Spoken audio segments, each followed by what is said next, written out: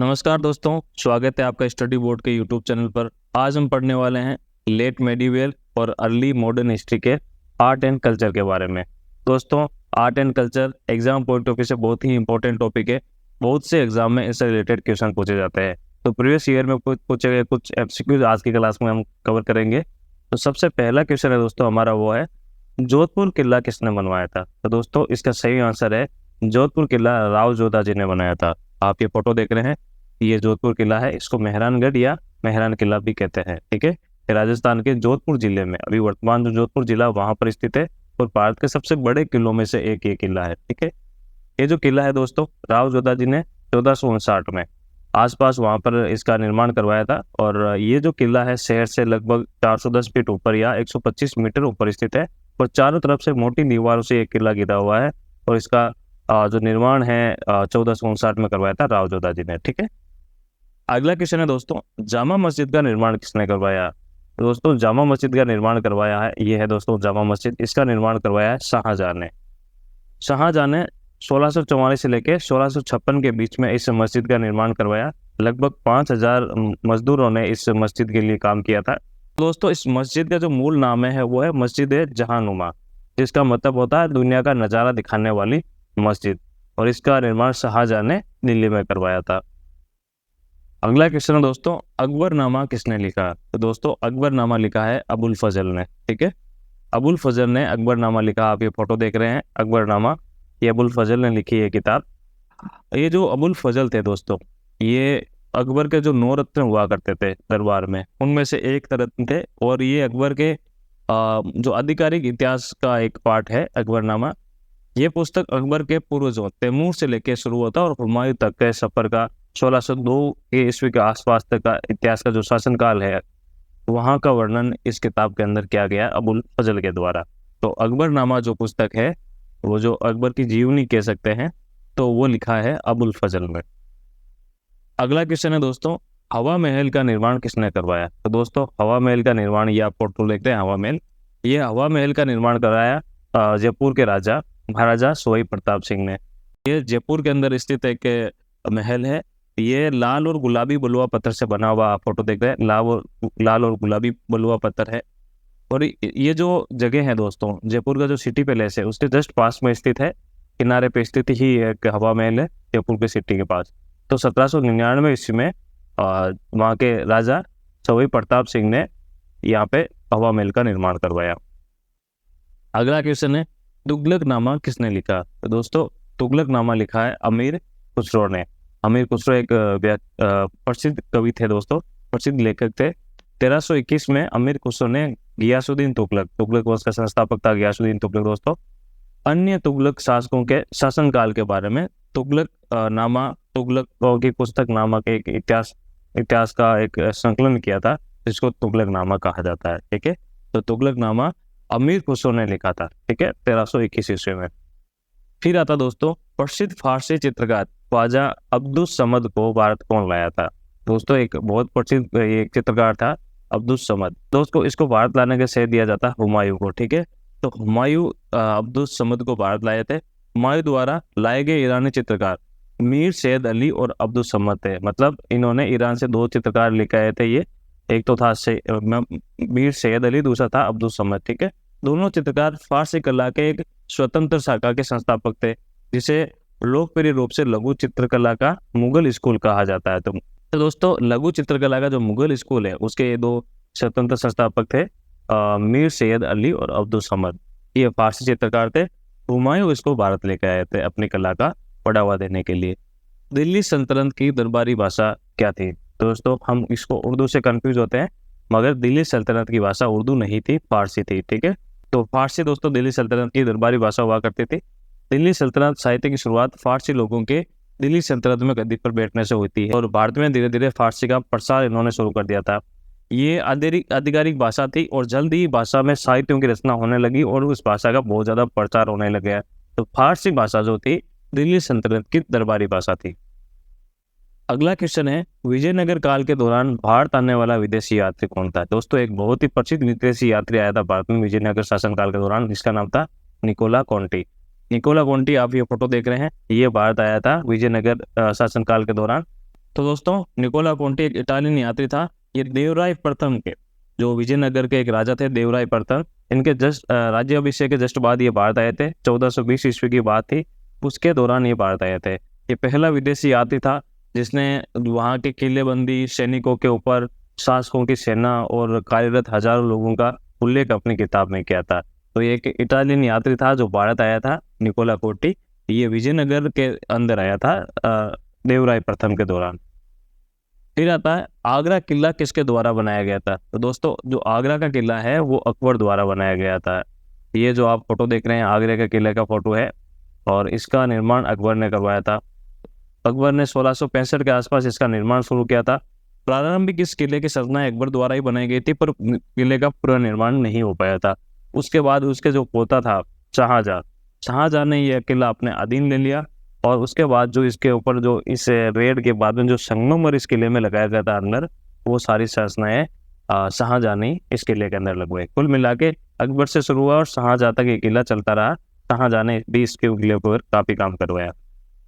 फिर आता दोस्तों अल बरूनी भारत कब आया था। तो दोस्तों अल बरूनी महमूद गजनी जो लगभग 11वीं सदी के आसपास भारत आया था।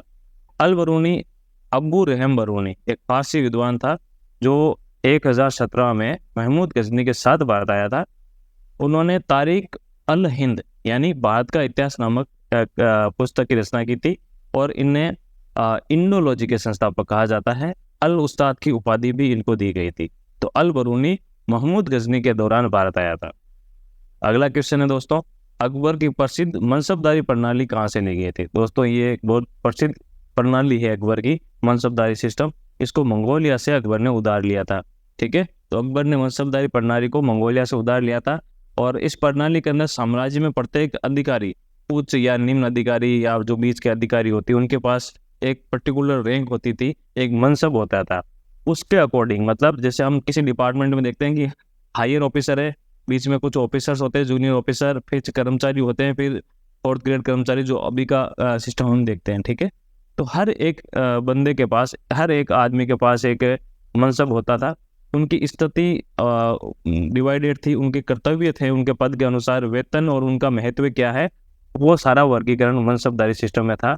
तो अकबर ने अपनी जो अपना शासन काल है उसमें मनसबदारी सिस्टम अपनाया था, और इस सिस्टम को इसने मंगोलिया से लिया था उधार।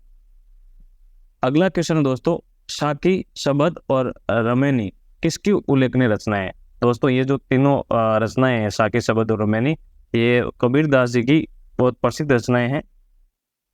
कबीरदास जी 15वीं शताब्दी के भारत के एक रहस्यवादी कवि थे, संत थे। कई विद्वानों का कहना है दोस्तों, इन्होंने हिंदू धर्म के भक्ति आंदोलन को काफी प्रभावित किया था कबीरदास जी ने। कबीरदास जी के पद सिख धर्म के जो गुरु ग्रंथ साहिब है दोस्तों, धर्म ग्रंथ है सिख धर्मों का गुरु ग्रंथ साहिब, उनके अंदर भी कबीरदास जी के दोहे हमें देखने को मिलते हैं।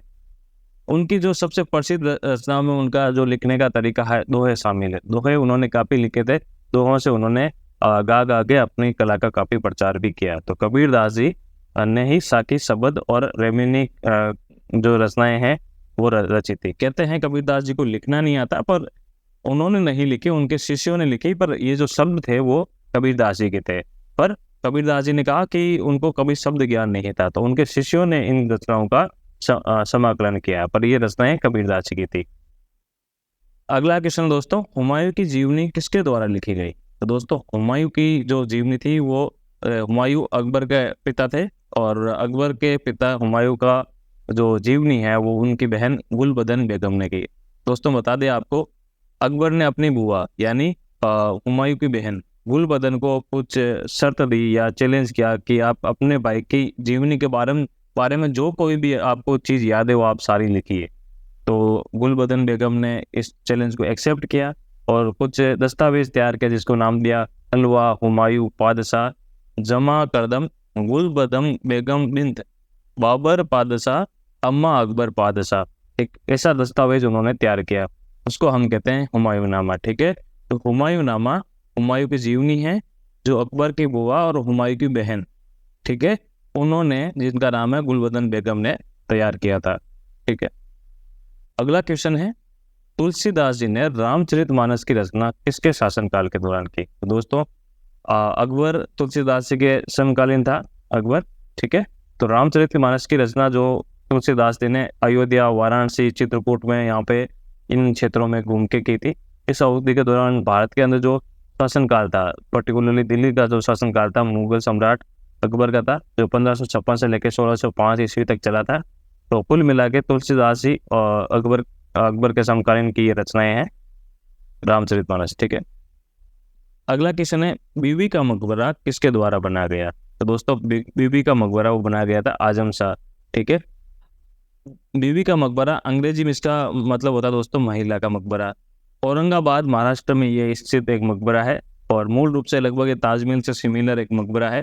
ताजमहल नहीं है दोस्तों, ताजमहल से सिमिलर ये मकबरा है। इसे मुगल बादशाह औरंगजेब के बेटे, औरंगजेब के बाद उसका बेटा आया था, शासन किया उसने, आजम शाह ने अपनी माँ के मरणोपरांत, माँ का इनका नाम था रबिया उद दौरानी, तो रबिया उद दौरानी अपनी माँ की याद में इन्होंने ये मकबरा बनवाया है। ठीक है, तो ये मकबरा बीबी का मकबरा आजम शाह ने अपनी माँ की याद में बनवाया। अगला क्वेश्चन है दोस्तों अल्लाही दरवाजा का निर्माण किसने करवाया? तो दोस्तों अल्लाही दरवाजा का निर्माण अलाउद्दीन खिलजी ने। ठीक है, ये आप फोटो देख रहे हैं, ये अल्लाही दरवाजा का फोटो है। अल्लाही दरवाजा कुतुब मीनार परिसर में, दोस्तों आपने सुना होगा कुतुब मीनार दिल्ली में स्थित है। कुतुब मीनार एक पूरा परिसर है, उस परिसर के अंदर एक मस्जिद भी है, कुतुब मीनार भी है और एक मस्जिद भी है। उस मस्जिद का नाम है कुव्वत उल इस्लाम मस्जिद। इस मस्जिद की दक्षिणी ओर जो दरवाजा होता है, उस दरवाजा का जो मुख्य छोर है, इसका नाम है अल्लाही दरवाजा। आप ये फोटो देख रहे हैं, बीच में टूट गया था, इसका भी निर्माण किया गया था। तो ये जो निर्माण है, इस अल्लाही दरवाजा का निर्माण 1311 ईस्वी में तत्कालीन दिल्ली सुल्तान अलाउद्दीन खिलजी द्वारा किया गया था। ठीक है, एक गुंबदनुमा दरवाजा है दोस्तों, ये लाल बलुआ पत्थर से बना हुआ है और बीच में कहीं कहीं पर संगमरमर की नक्काशी भी की गई, सफेद संगमरमर की। ठीक है, तो ये अल्लाही दरवाजा दिल्ली के अंदर कुतुब परिसर के अंदर अलाउद्दीन खिलजी द्वारा किया गया था।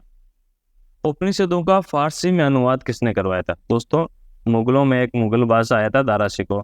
दारा शिकोह ने जो जितने भी हिंदू मुख्य ग्रंथ है उनका निर्माण फारसी के अंदर करवाया था, अनुवाद करवाया था। ये जो दारा शिकोह थे दोस्तों, ये जो 7वें सिख गुरु थे, गुरु हर राय, उनके साथ उनकी काफी घनिष्ठ मित्रता थी। तो दारा शिकोह ये चाहते थे जो इस्लामिक धर्म गुरु है और जो इस्लामिक धर्मगुरु हिंदुओं के जो उपनिषद है उनकी चीज़ों को समझ सके, पर मुस्लिम लोग वहाँ पे फारसी भाषा पढ़ते थे, हिंदुओं के जो ग्रंथ है संस्कृत में थे। तो उन्होंने बीच में एक भाषा निकालने की कोशिश की, सफल नहीं हुए।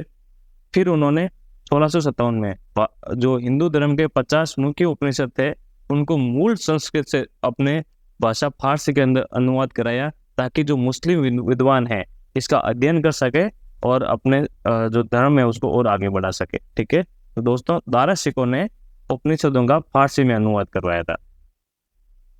मुस्लिम फकीरों के संस्थापक नेता कौन थे?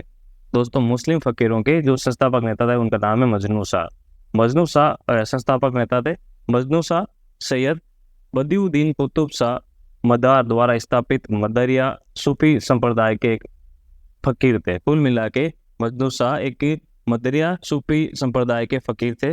इनका मुख्यालय जो दोस्तों कानपुर के पास एक जगह है मकनपुर में शाह मदार की दरगाह पर था और वहां पर ये मुस्लिम फकीरों के संस्थापक थे।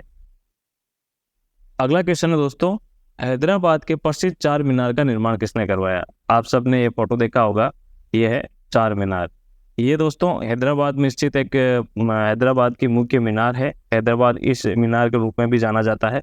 इसका निर्माण दोस्तों महमूद कुली कुतुब शाह ने करवाया। इसके नाम से हम कई बार कंफ्यूज हो जाते हैं कि कुतुब शाह ने कुतुब मीनार नहीं, इन्होंने चार मीनार का निर्माण किया था।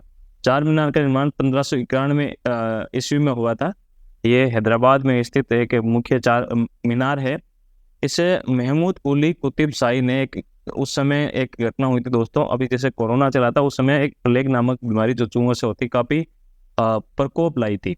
तो उस बीमारी के अंत के बाद उन्होंने जश्न मनवाया था। जश्न के दौरान इन्होंने इस चार मीनार का निर्माण करवाया था। तो महमूद कुली कुतुब शाह ने प्लेग के अंत के दौरान खुशी के रूप में चार मीनार का निर्माण हैदराबाद में करवाया 1591 में। ठीक है दोस्तों, अगला क्वेश्चन है हर्नुज दिल्ली दूरस्थ किसने कहा? दोस्तों ये जो बहुत प्रसिद्ध कोट है दोस्तों, हर्नुज दिल्ली दूरस्थ, ये शब्द यूज किए थे निजामुद्दीन औलिया। निजामुद्दीन औलिया दोस्तों एक सूफी संत है। ठीक है, निजामुद्दीन औलिया एक सूफी संत है जिन्होंने गयासुद्दीन तुगलक, जो दिल्ली सल्तनत का एक कुल मिला के कह सकते हैं दिल्ली सल्तनत का एक राजा था, उसको दिल्ली छोड़ने के लिए कहा था। निजामुद्दीन औलिया ने गयासुद्दीन तुगलक को बोला था आप दिल्ली छोड़ दीजिए। इससे गयासुद्दीन तुगलक बहुत नाराज भी हुआ था। तो दोस्तों इसके बाद कहा जाता है जो गयासुद्दीन तुगलक है उसको निजामुद्दीन औलिया का श्राप भी लगा। जैसे ही उन्होंने दिल्ली में प्रवेश किया उनके ऊपर मंडप गिर गया था, जो गोल गुंबद होता है बिल्डिंग का, वो उनके ऊपर गिर गया था और यहीं पर गयासुद्दीन तुगलक की मौत हो गई थी। तो कुल मिला के इनके बीच में कहा सुनी हुई थी। तो निजामुद्दीन औलिया ने गयासुद्दीन तुगलक को बोला कि हनूज दिल्ली दूरस्त, यानी दिल्ली अभी बहुत दूर है। इसका लिटरली मीनिंग होता है हनूज दिल्ली दूरस्त का, दिल्ली अभी बहुत दूर है। तो दोस्तों ये थी आज की क्लास, जिसके अंदर हमने पढ़ा है लेट मेडिवियल और अर्ली जो मॉडर्न हिस्ट्री उसके आसपास के जो आर्ट एंड कल्चर है भारत के, वो हमने आज की क्लास में कवर करने की कोशिश की। उम्मीद है आपको हमारी मेहनत पसंद आ रही है, हमारा कंटेंट आपको बहुत पसंद आ रहा है। तो हमारा चैनल सब्सक्राइब कीजिए, अपने दोस्तों के साथ ये वैल्यूएबल कंटेंट भी शेयर कीजिए। मिलते हैं अगली क्लास में एक नए टॉपिक के साथ, तब तक के लिए नमस्कार, जय हिंद।